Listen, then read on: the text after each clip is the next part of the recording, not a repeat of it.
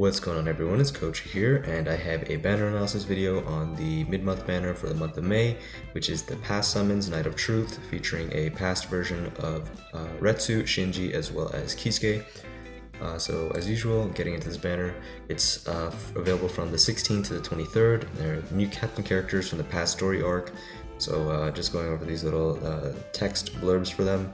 Retsu, Master of Healing Arts and Captain of Squad 4. She's a ranged normal attack character with Hollow Killer ability. She's an excellent support character. Her special move can heal herself and her teammates while dealing damage to enemies and inflicting lacerate. Her second strong attack is a barrier, and she can unlock fire immunity, making her useful in quests with a lot of burn, hazards, or enemies.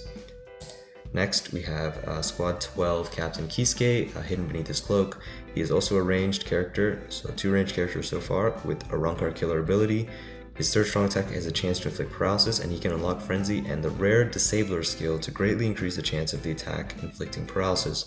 So, Disabler, prior to this, the only unit in the game that had it was Christmas Christmas Hallibell, and she had Disabler with, I think only on her SA3 she had a status effect. I'd have to double check. I have the unit, I'm just drawing a blank right now, but basically Disabler is 10% increased chance to inflict a status effect, I believe.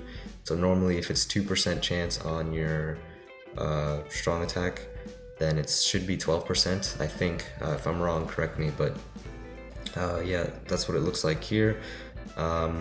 And what else? You can unlock paralysis immunity, making it very useful to take on quests with a lot of paralysis-inducing hazards or enemies. And then last we have Squad 5 Captain Shinji, prompted to action by Hiyori's scolding. He's a melee normal attack character with a Rankar Killer. He comes with the rare low stamina boost soul traits, and it should be kept rare because nobody wants that soul trait. Increases the damage he inflicts by 30% when he's at low stamina. Yeah, that's just trash. He is also able to unlock freeze immunity and paralysis immunity, meaning the only way to stop him is to kill him. Wow. And then one thing, the main reason I want to read this stuff is to get to this point right here. These new characters will be added to the Epic Raid Advantage character list for the Fishbone D Epic Raid. So what I thought originally was that the characters we got as bonus list for Epic Raids, that would kind of... I was hoping that would change, maybe rotate each week to add like some variety, kind of like Guild Quest, you know, things would change up, but it hasn't changed so far, and it's for 2 months, it's till the end of June, so I thought we'd just be stuck with those units after it didn't change, but it appears that what they're going to do is every time new units come out in that 2-month period, they might just throw them into the Epic Raid bonus to kind of incentivize that, oh, pull for these units so you can have an easier time with Epic Raids. Maybe that's what they're going for, which honestly I'm not surprised. But anyway, let's get into the units. So Retsu, she is a power attribute character with Hollow Killer, so her stats are 1081 stamina, 760 attack, 376 defense, 349 focus, and 622 SP. She has her special combination of Keto and Tenron that heals all all team members, causing immense damage and inflicts lacerate. She has a NAD 20% trait, and seems like they're sticking with this like high bruiser value now on some of these units. Devastation 30, Sprinter +1, Berserker 40, Debilitator +2 seconds, and Fire Duration -100. And then we have her material. So we'll just have a look at her gameplay. 戦いに戻りましょう。敗北は許されません。終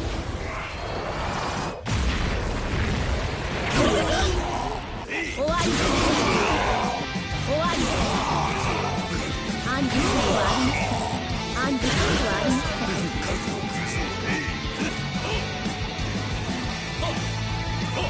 うるさいですよ。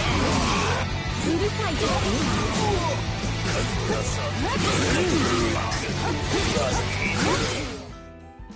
So that was Retsu's gameplay. Just mute this. So she has her special move, which is a heal and lacerate, as you can see right there. So lacerate, it's like, I mean, status effects in Epic Raids are like kind of pretty underwhelming. Like, they don't last very long because the bosses have like I guess huge resistances. Like it's not the same as a regular raid and stuff. So maybe be useful in some Senkaimon stages. But her SA3 is a full screen 1000 AOE melee collision attack, which also has last rate chance. And then her second skill is a barrier, 40-second cooldown without any CDR links. And then her first strong attack is a ranged collision type projectile, which is kind of slow, like activation time. I don't really like that very much. And then there's her NAD. She just shoots like kind of beams or pillars, like a split NAD, I guess. And I'm not really sure what to say for Retsu, because like she's just a pure NAD unit and not really, doesn't seem like that great one, that much of a great NAD unit to begin with. But for power attributes, like you'd think like, oh, maybe she could auto inheritance zone, because you're not going to use a NAD unit really anywhere else. But we have Belief Kenpachi, we have Can't Free Your Own World, Neliel, and then for SP units we have like Toshiro, Thousand Blood War Renji, Tag Team Ichigo, all, you know, units that work well as a lead for autoing, as well as the 2 NAD units mentioned. So I don't know where her place would really be, and it's still to be seen if she can even auto Inheritance Zone, but you know, I guess with this little thing here, they'll be added to the epic raids. It would be better to have her and Belief Kenpachi than Kenpachi and Renji, I guess, because she's more NAD oriented. But that's pretty much it for Retsu, so we'll move on to the next character. Alright, the next character is past Kisuke. So Kisuke is a speed attribute character. His stats are 1065 stamina, 634 attack, 352 defense, 358 focus, and 778 SP. He has a Rancor Killer. His special, so he attacks from the shadows, causing immense damage and inflicting weaken. His trait is strong attack recharge 12%. And his skills are Bruiser 20%, Devastation 40, Sprinter +1, Frenzy, Disabler, very interesting, and then Paralysis duration minus 100%. We have his raid fodder here, so we'll just look at his gameplay. 参ったな。随分と警戒されてるんすね。通しちゃもらえませんかね。まだ終われんのじゃ。つけずる甘い。つけずる甘い。白状っすね。白状っすね。ひどいな。ひどいな。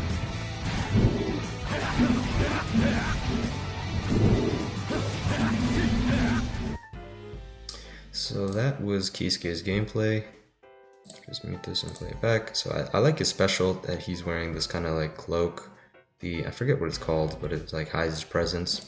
Couldn't pause it, but like his Reiatsu or whatever from, or like Benihime, I don't know, it's like a red color, and then you see his eyes change color as well.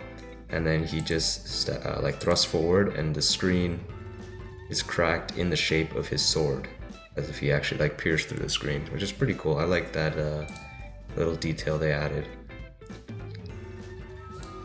It looks like almost he like transforms and then he like his transformation ends. But interesting that they got him in this look, which I think I'd prefer because we already have a past Kisuke, so at least this is a bit different. So then we have his SA3, which is a 900 AoE, so it's not full screen, and this is the one that has the status infliction with paralysis. And I do believe he has this. No, he does not have debilitator. So he does not have debilitator actually. So it's just like the scuffed version of the status effect. It's not going to last as long, but I mean, I guess because he has disabler, it makes up for it. I don't know. In my opinion, no, because he only has it on one strong attack. But anyway, 900 AoE attack in front of him. And then his SA2 is a 160% magnification. It looks like a shockwave. I'm pretty sure it's just a shockwave type strong attack. As he uses it here, it pushes everything away from him. So similar to Thousand Blood War Shunsui and Jushiro are mind Jushiro. And then his SA1 is a 120% mag, a melee collision, and it looks like it's like a beam projectile, or not a projectile, just an attack. It just attacks in a straight line in front of him. You can't really see how far it travels out. So I don't know what kind of beam it is. I don't know if it's the one like Karakura Battle Aizen and Believe Toshiro have, which is the good one, and I don't think it's that one actually. This looks like it's similar to the one that the past Jushiro has, which is kind of like just really underwhelming in comparison, which I got mixed up the first time when I saw the gameplay for that. So we'll have to see when the character, you know, officially comes out and you can test play him, but not very confident on that. And that is Kisuke's gameplay. We have his NAD here. I think he's alright. And yeah, I don't know, Disabler, but he only has it on one strong attack. So when you use that strong tag, you can pretty much... Actually, when they used it, did it proc paralysis? Let's see. Well, actually, it just killed him. Well, it did proc paralysis on that mob. Didn't get it on that one, but I mean, yeah, you can still not get the status chance. But I don't know, when I saw Disabler, I was hoping he'd have it on all his skills maybe. That'd be pretty cool, but only on one skill, and the one that has the longest cooldown, so yeah. And he doesn't have Debilitator either, so I don't know. Not too interested in Kisuke, I guess.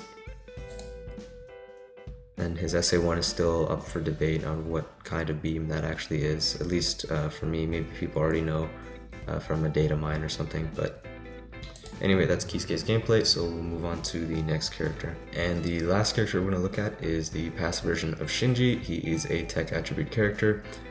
His stats are 1088 stamina, 762 attack, 379 defense, 342 focus, and 616 SP. He has a Rancor Killer as well. His special, with Hiyori's assistance, Shinji attacks with full strength, causing immense damage and inflicting lacerate. So another lacerate inflicting unit. His soul trait, damage inflicted, low stamina, 30%. This is just so bad. Just get this out of here. Why is this in the game? It is such a horrible, horrible, horrible soul trait. His skills, long reach 20%, berserker 40, sprinter +1, paralysis duration -100, another bruiser 80%. So it seems like this is the direction they're going. Devastation 30 and freeze duration. So he has double immunities. Actually, is it? It's not the same, right? Freeze duration -100% and paralysis. Actually, maybe it is the same, because I remember other characters it would say immunity, fire immunity, not duration, right? I'll have to double check that. But then we have his raid fodder here, and we'll look at his gameplay.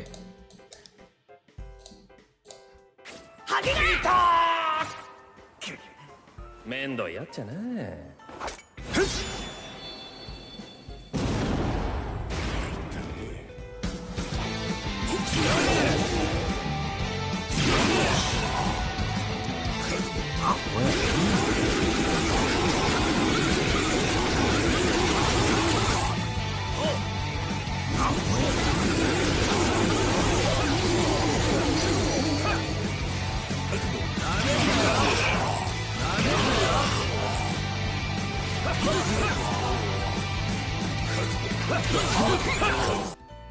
So that was Shinji's gameplay. I'll just go over it again. And so yeah, we have a special move, which inflicts lacerate. His SA3 is a two-part, 20% mag in the first and then 100% after. I believe it's, I'm actually not sure on the AoE, but it's similar to New Year's Hanataro and the past Jushiro we recently got. It's like a tracked vortex and then a little explosion at the end. His SA2 is a 25 hit vortex, so nice for grouping up enemies, and will be helpful for guild quests if you use him for that. If he's ever bonus, you can have him as a additional vortex to use, so you can only single plant. And then his SA1, I'll just play that back because we didn't really... Oh, that's his vortex. And then here we go, his SA1. It's a little bit of a lunge strong attack. And then we have his NAD, which I actually kind of like his NAD string. I like the AoE and size of his NAD string. But that was Shinji's gameplay. What do I have to say for Shinji? I don't know. He's like the kind of, they kind of made him like this like hybrid. Like they just didn't want to make him like a pure NAD character. So they gave him this weird trait and try to make him a hybrid, I guess. But it doesn't really work out. They should have just gave him a NAD trait or something. But yeah, I don't know. I don't really have much to say about him. He just seems like Other than the vortex, which would be helpful for guild quests, like as a character, like am I gonna use Shinji? No, not really, but whatever. That's pretty much it for this banner. Nothing too much to say. As pointed out here, they'll be added to the epic raid, so if you pull them, you know, you get a bit of benefit there, but I don't think any of these characters are really outstanding. It is a mid-month banner. You know, their characters aren't going to be really that strong, but you know, if you're going to summon on these characters, good luck. I wouldn't advise summoning too much unless you know, you're going after some favorites or something like that, but you know, we're getting closer and closer to anniversary, and there's going to be better you know, interesting banners that are coming out, in my opinion. But that's pretty much it for this video, so I hope you guys enjoyed and found this informative and helpful, and I'll talk to you all later.